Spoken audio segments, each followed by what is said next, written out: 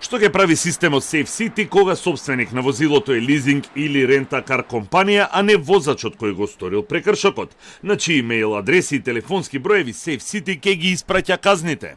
Од МВР уверуваат дека опомените, а потоа и казните ќе стигнуваат на вистинска адреса, мејл адресите и телефоните на собствениците на возила кои ги отплаќаат на лизинг, а не на компаниите.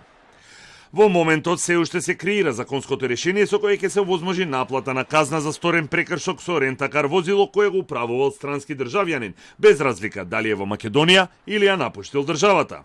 Опомената, односно казната, сепак ќе стигне на мобилниот телефон и мејл адресата на одговорното лице во рента-кар компанијата, која пак ги има податоците од банкарската сметка и кредитната картичка на возачот кој го сторил сообраќајниот прекршок. Одговорност на одговорното лице ќе биде да ги даде податоците за лицето кое го управувало возилото во моментот кога е сторен сообраќајниот прекршок.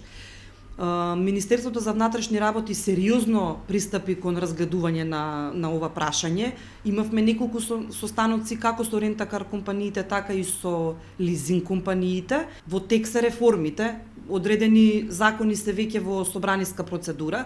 Би сакале да почекаме да видиме што ќе биде изгласано, што ќе биде одлучено. Лизинг компаниите веќе доставиле дел од склучените договори за купени возила до МВР за да може системот да ги препознае собствениците на тие автомобили. Лизинг компаниите до Министерството за внатрешни работи веќе доставија дел од договорите, односно ги доставија податоците за корисниците на тие возила.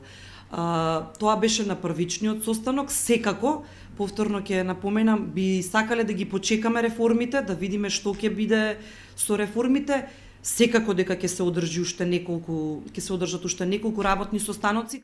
Она што е клучно е дека брзината на сообраќајот е забавена и во тест периодот намален е бројот на сообраќајни незгоди со повредени и жртви. Од неофицијалните податоци со кои располага секторот за сообраќајни работи, досега имаме 127 загинати лица во 2025 година.